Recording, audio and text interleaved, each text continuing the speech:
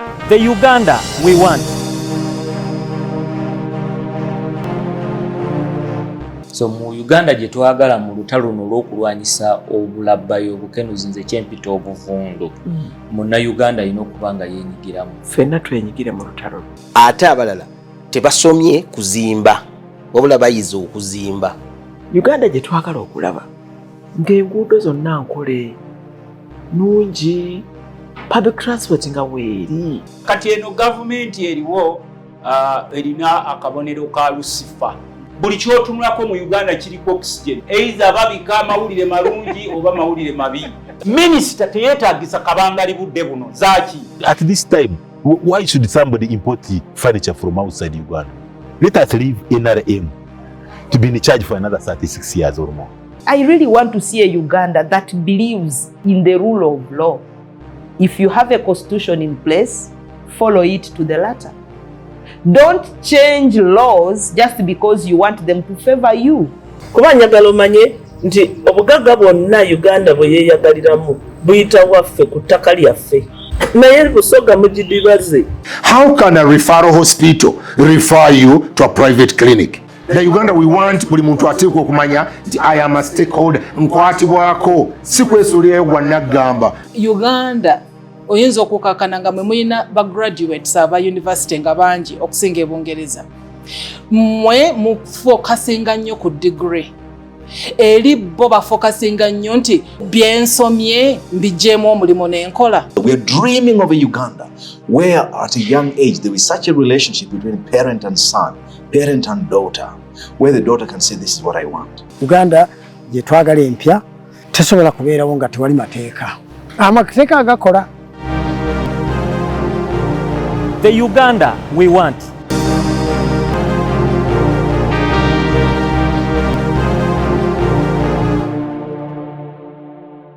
Welcome to episode 3 of the Uganda we want with Dr. Ezra Suruma, a Ugandan banker, economist, and outgoing chancellor for Makerere University. He's as well the senior advisor to the president on the issues of finance, economic, and planning. Let's hear more again this episode from Dr. Ezra Suruma, and I want you to join me as we welcome him in this episode 3. You're welcome, Doctor. Thank you. You talked about the unemployment, and that brings me to where you actually fit very well to talk to us. And even though you finish from there, it is okay. You will have again added something on our understanding and on what this country has to do. You've advised the president on economy and planning. You've been a minister in finance, economic and planning. You've taught economics. Why are we still, Doctor, talking about poverty, unemployment, our economy going down? One of the minister who came after you, there's a time he told us, oh, our economy is shooting high. It's going high. We talk about middle income status. But Doctor, you've moved through this country. Are we really in the middle income status? What are we supposed to do, Doctor? This is a fundamental question. Yeah. Of course. Economic development and economic growth is something that as human beings we have a capacity to form ideologies, what we call ideologies, or economic systems. And we observe capitalism, for example, as one approach to economic development. And you know how capitalism has gone through many decades of change. Through, for example, what they call business cycles, meaning that in the traditional classic capitalist system, you've had periods of prosperity followed by periods of poverty or recession or even depression, when people are out of work, when markets are very low and you can't sell what you produce. And this was particularly so in the 1930s, which is known as the Great Depression in the Western world.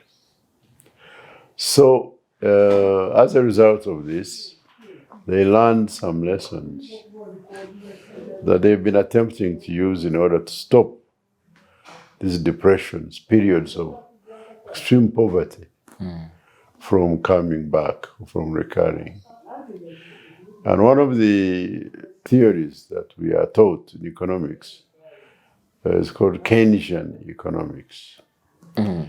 It's named after an economist, John Maynard Keynes, who was a British economist who saw what had happened and provided some theories on how this problem of unemployment could be resolved. And his theories were applied, and they were successful in resolving, in large part, the problem of unemployment.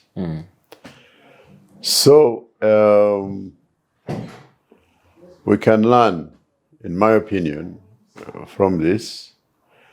When I became Minister of Finance, I attempted to convince the bureaucracy there and my fellow cabinet members and president that we should focus on resolving the unemployment problem. I met some considerable opposition from a school of thought, which thought that the problem we faced, the most important problem we faced, was what they call stabilization. Stabilization in the sense of times of high inflation, when prices are rising rapidly and when they are not so rising so rapidly. So for them, stabilization was the number one objective of the economy. I did not agree with them. I thought that solving unemployment was the number one problem. I believe we are still involved in that debate. Our friends from IMF and World Bank still want us to focus on stabilization, stable prices, low inflation. But I don't see them really helping us solve the problem of unemployment, which to me is the number one problem. So when you stabilize the prices, that doesn't mean that you have now worked on unemployment. No. Wow. In fact, for me, I would be unkind and say that you are overseeing stagnation.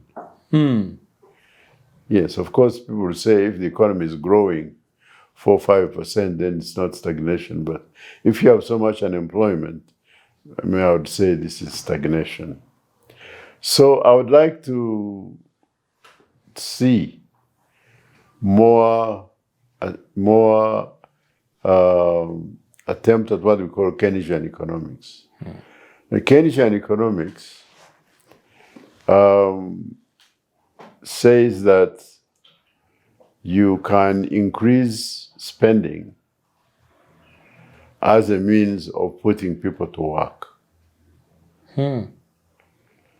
This means that you can create projects using money that you have created as government or in the central bank.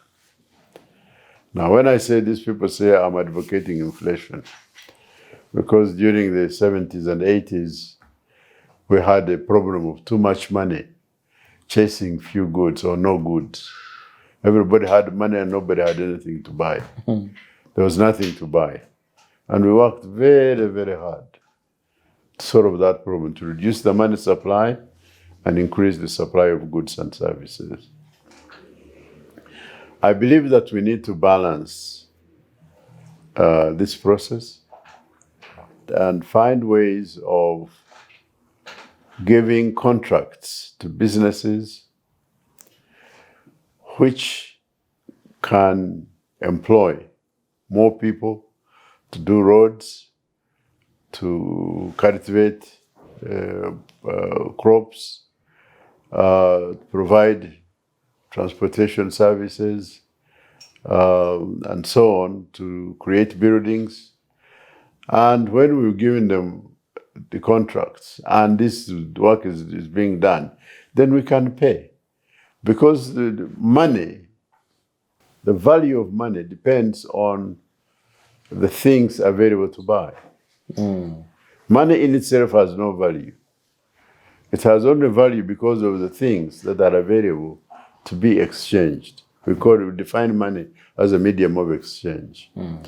So if we can give people, government can help to give people contracts,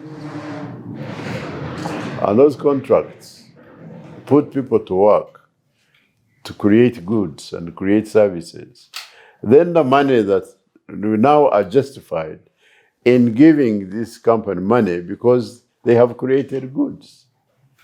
And to me, that would go a long way in solving the problem of unemployment. But more specifically, I believe that the parish model, because the parish is small, it is possible to program the parish. So here now we are going from what we call a laissez-faire economics, where you leave everything to chance. The free labor, free management, free enterprise. In fact, that's the name of free enterprise. But we have seen that economies in China, for example, and Vietnam, which are socialist, there is more programming. In other words, how much water is needed? How many people are needed to provide that water? How much food is needed? How much land and how many people are needed to produce the food that the parish needs? So that as we enter into a period of programming, then we try to balance the demand and supply in a programmed manner, rather than in a laissez-faire manner. Instead of spending things being balanced by chance. That's what capitalism says. The demand will respond to, supply will respond to demand.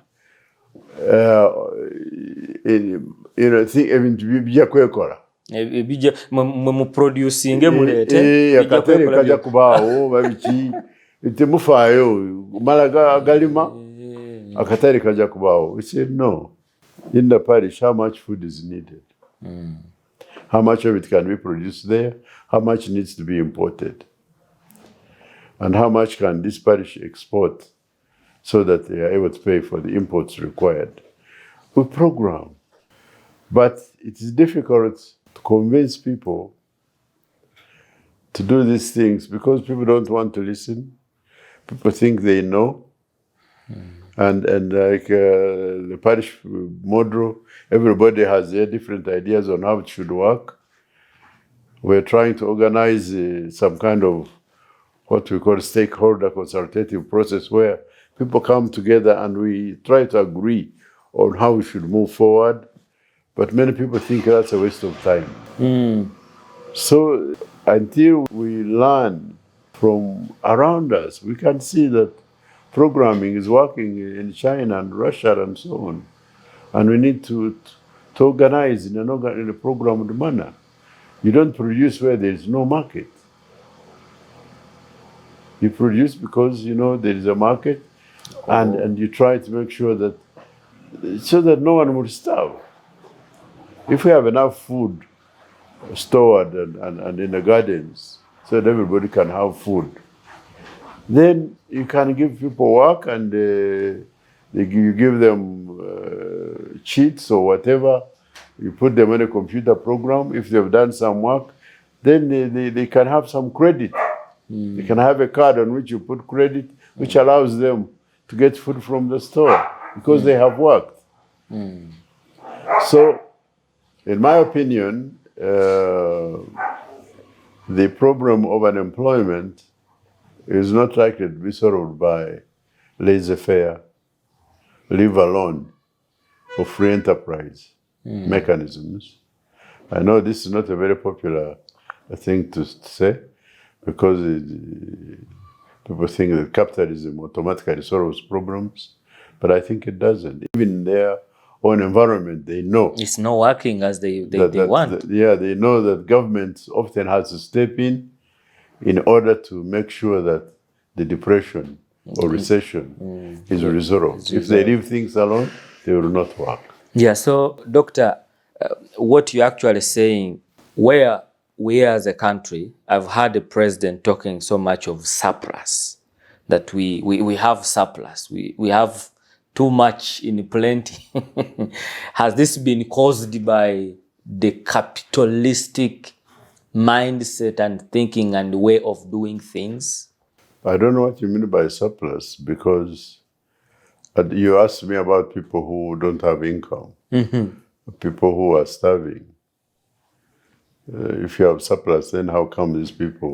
Because that's what we normally hear from the leader of this country. He says, we have got surplus. Like when we go in, the produce we have is actually too much. But now when you come down, as I asked you, it's not what we see. So is this the issue of leadership? Let me put it this way. What I'm trying to say is that when I was in training on service delivery, the problem of service delivery was one of implementation, policy implementation. It's one thing to make policies at this parliamentary level or cabinet level, but it's another to implement those policies. The implementation requires going down to the ground.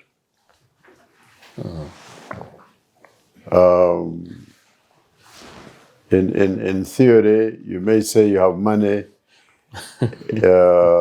for roads, road maintenance. But when the Katonga River overflows the bridge, you have to come down to the bridge and actually do something. It's no longer a question of how much money you have put in the budget. You have to come down and mend the bridge and even make the traffic to move sensibly around in order to come to Kampala. So the question of coming down to where the people are is very, very important. In my training, you were saying the government is like a jet aircraft, which is flying over the country and saying, things look good. Oh, ennyonyi bw'ebeera waggulu. Nga n'abalimu bali waggulu. Uganda nungi. Ebintu biri bulungi. Laba ennimiro ennungi. Laba amayumba. Laba enguudo. Naye bw'otuuka wansi, enguudo si nnungi. Amayumba si malungi. Mulimu ebintu bingi ebyetaagisa okukolako. In fact, ennyumba tezirina kumukumu nga bw'oziraba ng'oli waggulu. Not at all. Zeesudde amabanga. Nakasongolayo bw'oba waggulu olaba mayumba gali kumukumu. Now when you're traveling by road, that's where are the houses I see when I am flying? So coming down, that's why the parish model is so important, because it's an attempt to reach every household, to reach every person. This is where a comparison with religion is useful. In religion, in the church, you don't say, he preached a good sermon. You know, we want to know how did it affect you as an individual. If you are not committed to Christ, you have not given your life, have you changed? When you say Robert has now changed his life attitude, is now a committed Christian, you say, yeah, now the sermon had an effect. That church is doing some it's doing works, something. But just some because good preaching. you have a loudspeaker and everybody has heard, doesn't mean that you have impacted the people. So each individual matters. In church, we are not just interested in the congregation. We are interested in each person, everyone. We want every individual in the church to turn and become convicted followers of Christ. Economics needs to do the same. And at the parish level, we have an opportunity. We are no longer talking about the population. Abantu ba Uganda. Abantu ba Uganda. Bana Uganda. No. Tuli kubamuluka. Tuli ku buli muntu w'omuluka, buli muntu, buli mwana, buli mukazi, buli mukyala, buli musajja. We want to know each individual, how is he faring? Is he getting enough food? Does he have a place to sleep? Can he get medical care when he's sick? So as countries become more advanced, they develop systems whereby every person, every citizen is known, is recorded. Has he got insurance? Is he going to school? Is he employed? Is he a good citizen? Is he a law-abiding citizen? Byonna tubanga tukumanyi, tumanyi wokola, tumanyi wobeera, so that you are important in the country. You are important. You are a citizen. What does it mean to be a citizen? You go to the street and a child of 5, 6 years old is standing on the street asking for chukumi. That child is a citizen. What does it mean to be a citizen? If you are not able to take care of these children, and they are going around and they are naked, then what does it mean to be a Ugandan citizen? So that's where the parish model would allow us, because the parish is small and the population is small. So we can now know every household. We can know that Suruma lives in such and such a place. His house is like this. His land is like this. His children are so many. Those who are in school, there are those who are not in school. What can we do? And as we do solve that problem, household by household, person by person, now we are getting truly a developed country. For example, in a developed country, I remember I was in America when they were debating Obamacare, trying to put in place a program where every American would have health insurance. So if you fall sick, you can be sure that you'll get proper health care. You're catered for, you're insured. Yes, you are insured. Your health is insured. And it was very, very highly debated. Even now they are still debating. Trump wanted to remove it, but they would not allow him. That is their life. Like you're trying to intervene into their life. But for him, because Obama was a black man, and he always said he didn't want him to get credit.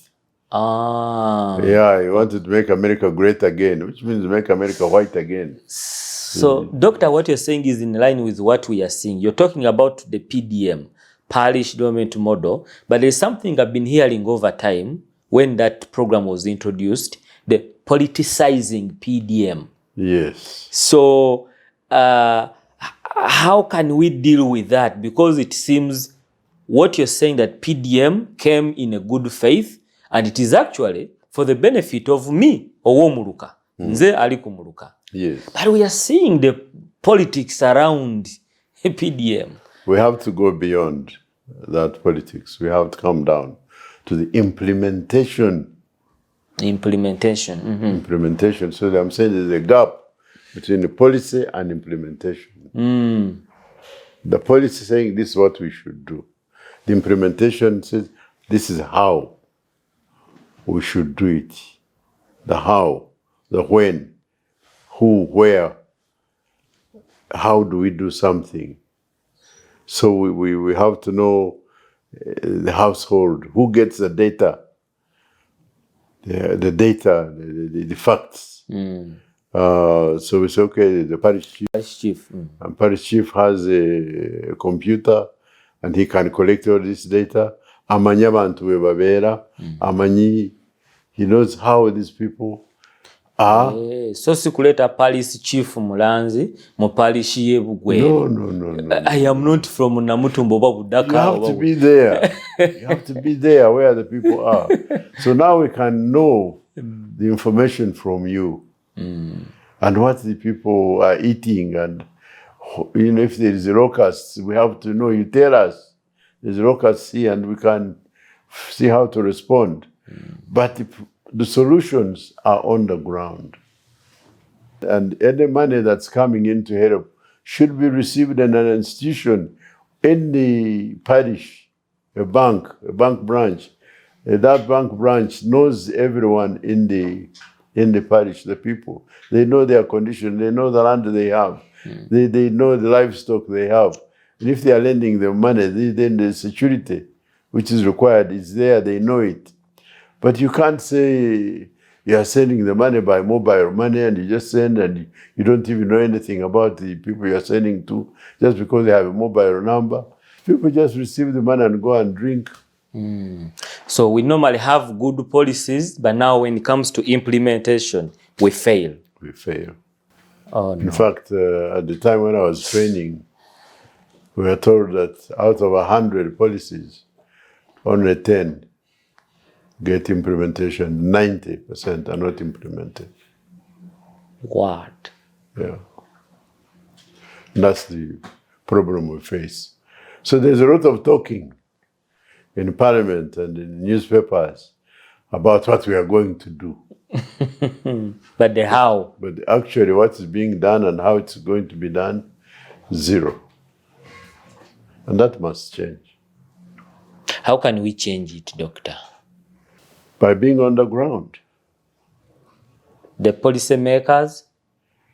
Who should be on the ground? The technical people. Technical people. This is what I meant by management systems. So in the Prime Minister's office, we had a delivery unit. And the delivery unit was in touch with the Minister of Education and Minister of Health, and then in touch with every health center in the 20 districts I told you I were working on, and in touch with every primary UPE school, about 2,000 schools. We were getting data every day. Or every day the data was collected, but we would get every week.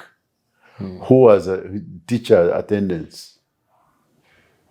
And if the teacher was not attending after 1 month, we would ask the human resources committee in the district to work on the people who have not been working, to take action.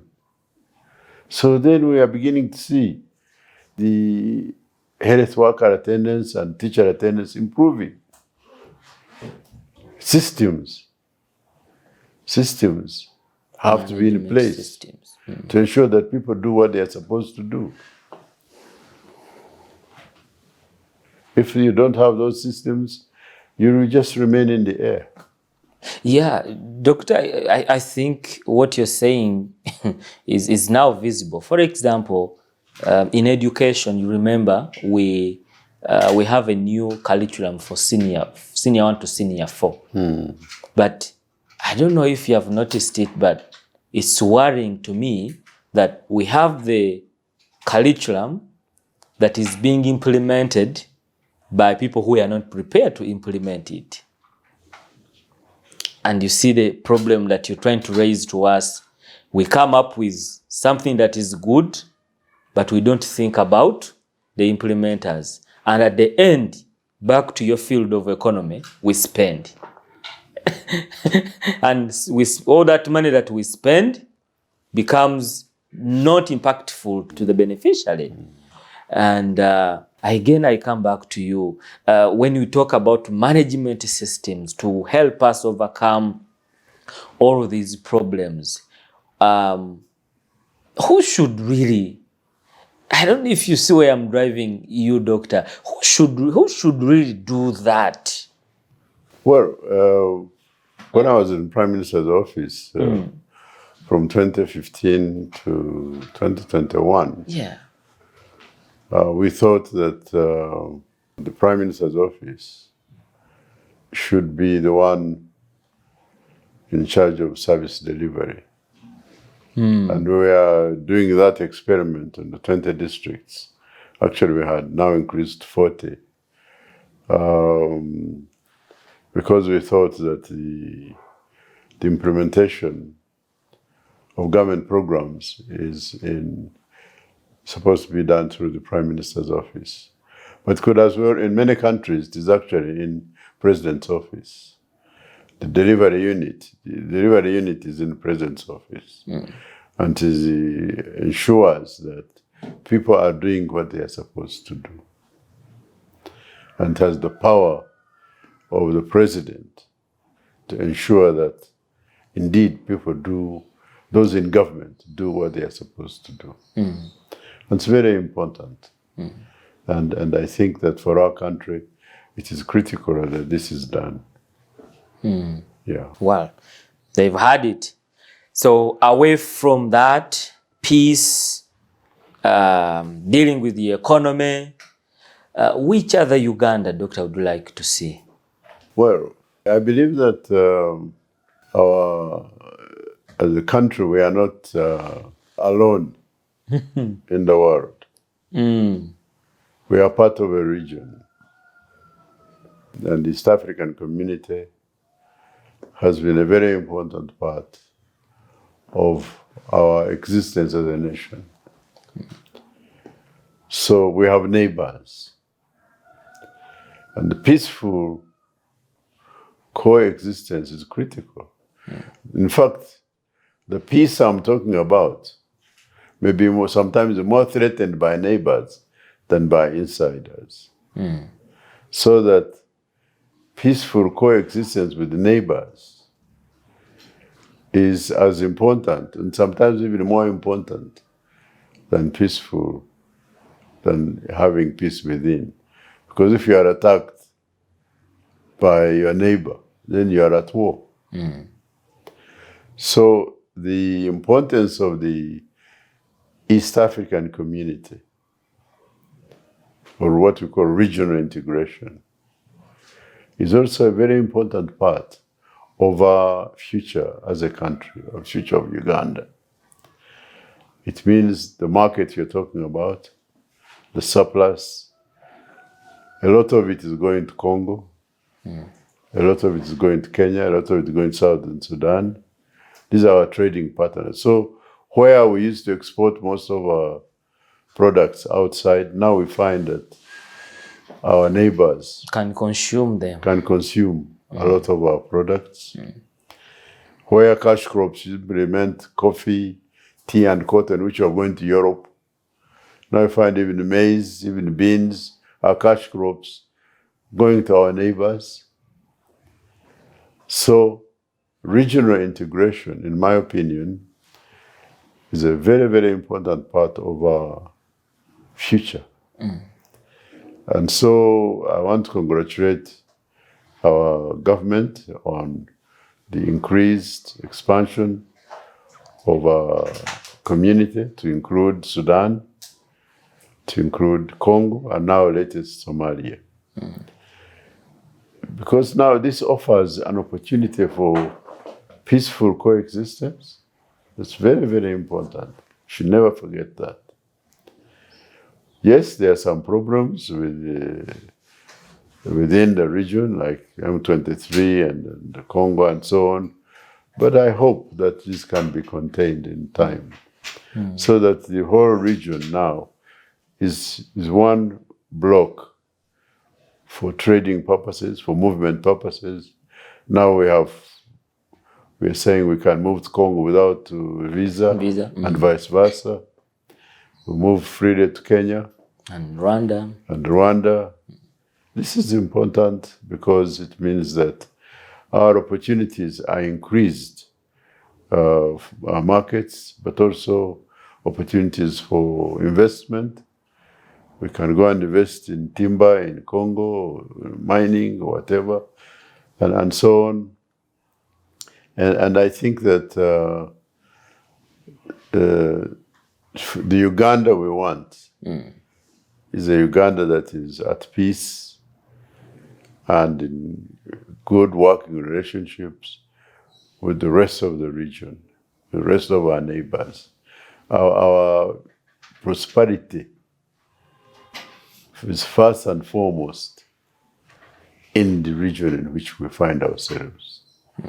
Just the European Union or United States of America, their unity is their source of prosperity. Yes, we want international trade, but we start at home. The charity begins at home. Yeah, let's start by trading with Kenya, with Tanzania, with Rwanda, with Congo. Then we can think of Europe and so on. Yeah, but we start here. Doctor, as a chancellor of Makerere University, I want to quote the president once. He said when he was at Gulu University graduation, he said that most of our graduates that come from universities, including private and public, when they come out, paraphrasing, they need retooling.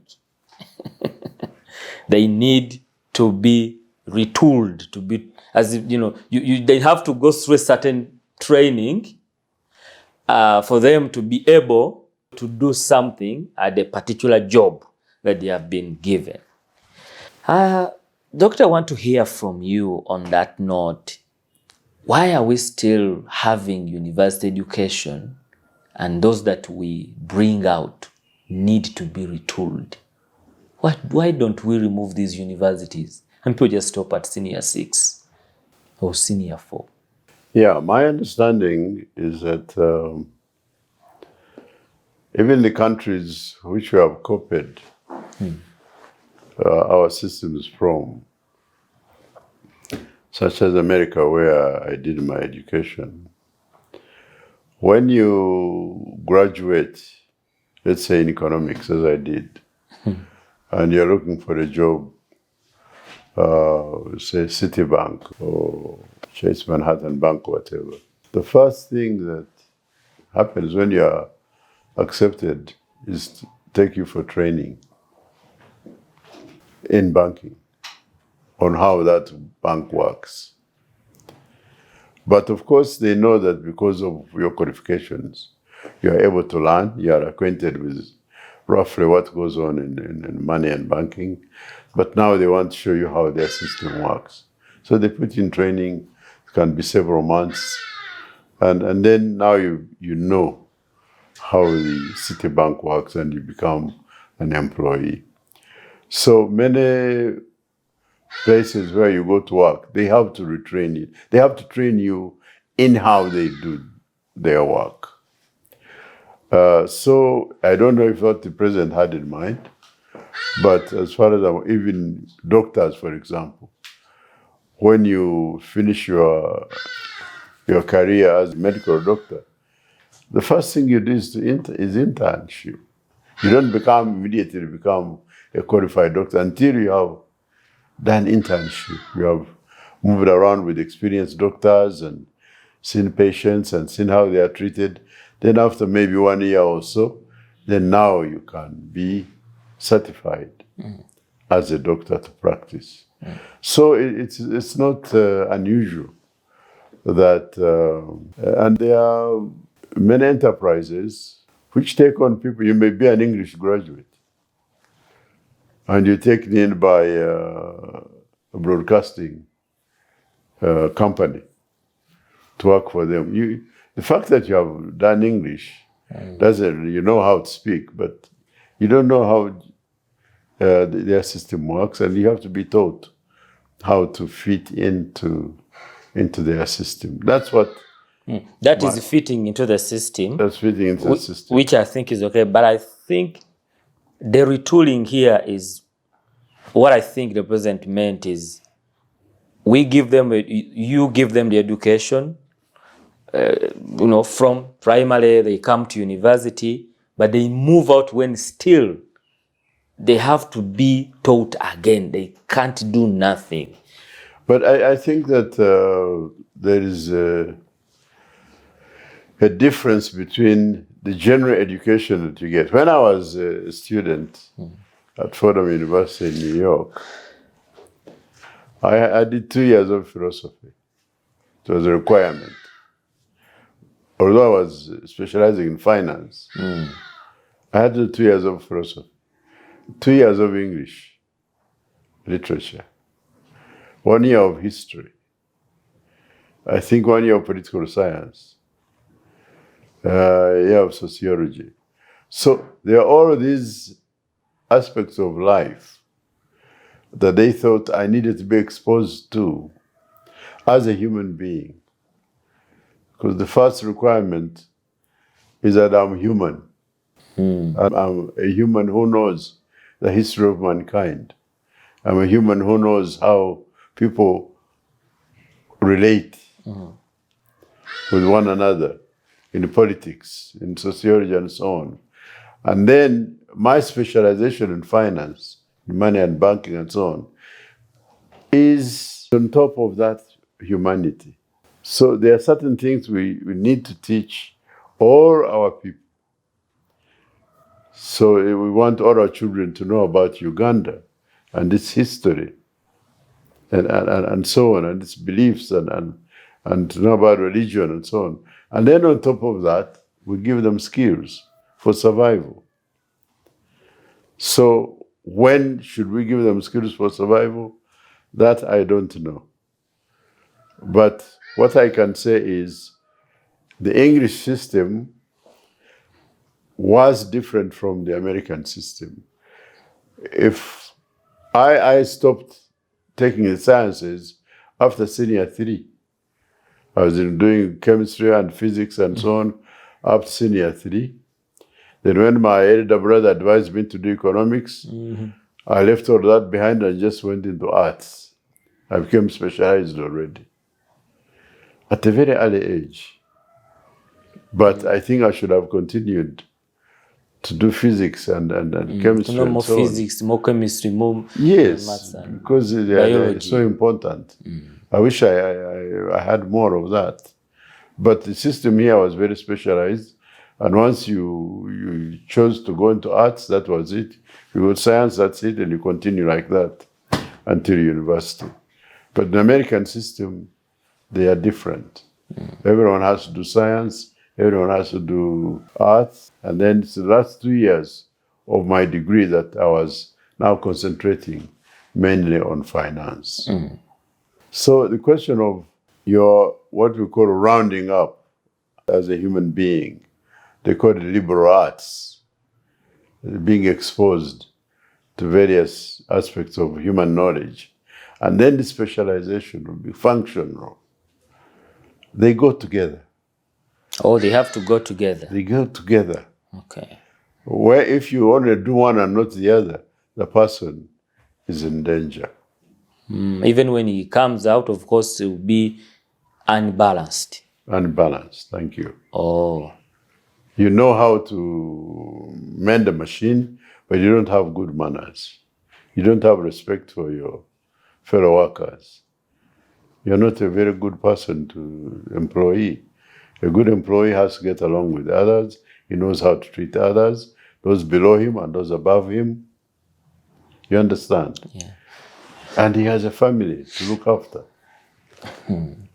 If he has a family to look after and all you know is machines, you have not been taught how to get along with other human beings. You don't have any sense of religion, of love.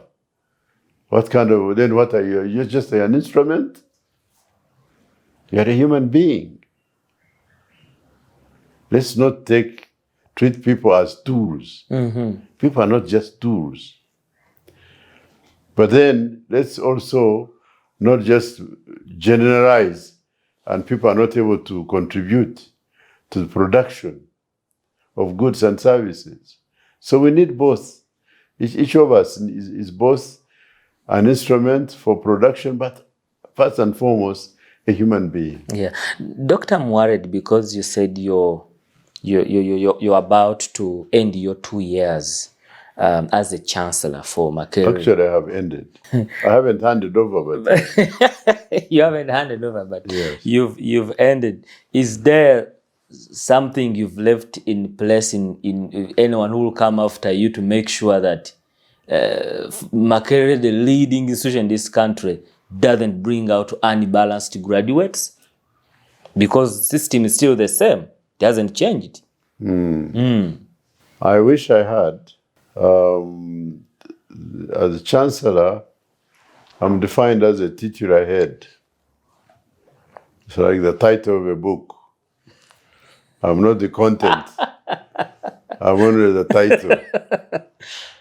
So I oversee the graduation ceremonies on behalf of the president. The authority has been given to me to grant degrees and so on. I also appoint the vice chancellor and the deputy vice chancellors and principals of colleges. So those are my main responsibilities. But of course, I also speak to the gatherings at the university. We are celebrating 100 years and so on. So, I have an opportunity, of course, to speak to the top managers of the university. And the top managers, one of them is the Minister of Education and Sports. Yeah, I also had contacts with her from time to time, but not often. So I don't want to exaggerate my role. My role is actually quite limited. I'm not involved in the day-to-day running of the university. But I had an opportunity to preach often at St. Francis Chapel. Reverend Onesimus Asimwe, who was the chaplain, was very kind to me and invited me often to preach, which I did. And so I think that my, whatever lessons, contributions I had to make, you did. I did through communicating to the people at the chapel and through my speeches at graduation ceremonies and other ceremonies. That was mainly how I was participating. Yes. Well, Doctor, I think and I am convinced we need to have you for the last episode at least. We need to have you. Let's stop here for today. My fellow Ugandans, you've heard it from Dr. Ezra Suruma. He has poured out his heart looking at the kind of Uganda that he envisions. For today, let's stop here, and I promise you, we will have him again tomorrow in the last episode, episode 4, sharing out his views and finalizing every point that he has been making as his perspective on the Uganda that he envisions. But my question is, what are you going to do to ensure that you and I achieve the kind of Uganda that we want?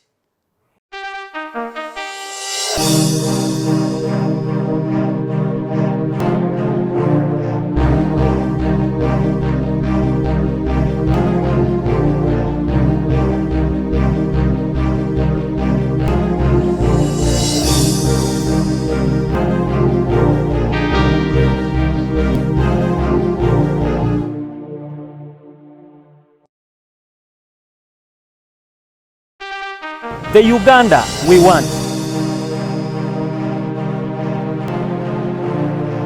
So mu Uganda gye twagala mu lutalo luno olw'okulwanyisa obulabbayo obukenuzi nze kyempita obuvundu munna Uganda alina okuba nga yeenyigiramu. Ffenna twenyigire mu lutalo.